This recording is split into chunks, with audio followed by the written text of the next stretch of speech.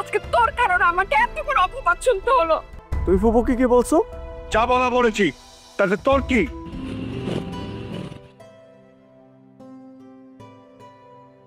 যাও তাহলে, আমি ঘুরে আসি। সাবধানে যাবে, তোমাকে নিয়ে আমার খুব চিন্তা হয়। তোমার মায়াবী চোখ থেকে তো সরতে ইচ্ছে করে না আমার। মনে হয় সারাদিন তোমার চোখের সামনে বসে থাকি। আসি। যাও। হুম।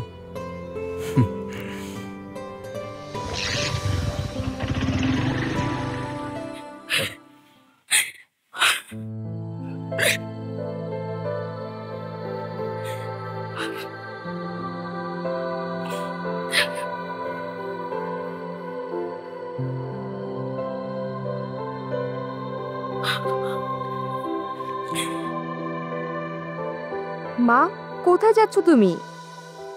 মরতে যাচ্ছি, মরতে। আজকে তোর কারণে আমাকে এত বড় অপবাদ শুনতে হলো।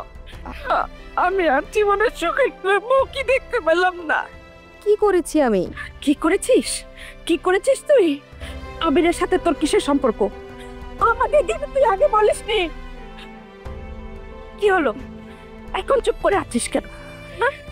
মান সম্মান তোর কিচ্ছু রাখবি না। এই দিন দেখার জন্য তোকে পরে করেছিলাম। মা, আমি আবিরকে। তুমি চুপ। আর এক কথাও তুই বলবি না। আর এক মুহূর্ত এই বাড়িতে থাকা যাবে না। মা, এক মুহূর্ত না।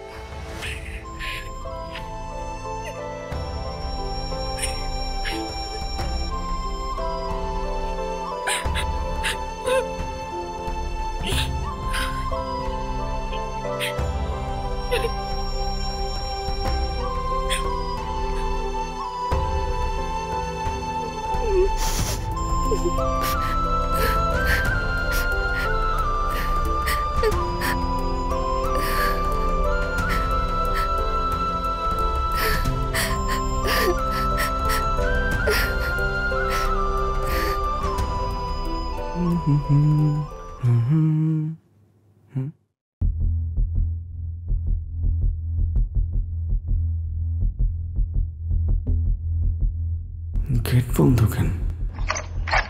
বাসা কি কেউ নাই নাকি? ওদের তো কোথাও যাওয়ার কথা না, গেট তো সবসময় খোলাই থাকে। কই গেল? চলে গেছে। মানে? তোর বাবা যাচ্ছে তাই বলে তোর ফুপুকে অপমান করে এ বাড়ি থেকে বের করে দিয়েছে। আর এই সব কিছুর জন্য তুই দায়ী। মানে কি? কি বলতেছে এগুলা? বাবা, বাবা, কি হয়েছে? তুই ফুপুকে কি বলছো? যা বলা বলেছি, তাতে তোর কি? বাবা, নিজের পরিবারের মান সম্মানের দিকে তোর কোনো খেয়াল নাই। শোন, কালকে থেকে ব্যবসায় বসবি, বাইরে ঘুরাঘুরি বন্ধ। বাবা, তোমার একমাত্র বোন, তাকে তুমি বাসা থেকে বের করে দিবা? তুমি কাজটা মোটেও ঠিক করোনি। আমি কাজটা একদম ঠিক করেছি। কোনটা ঠিক আর কোনটা বেঠিক সেটা তোর কাছ থেকে শিখতে হবে। প্রয়োজন হলে তোকে আমি বাড়ি থেকে বের করে দিব।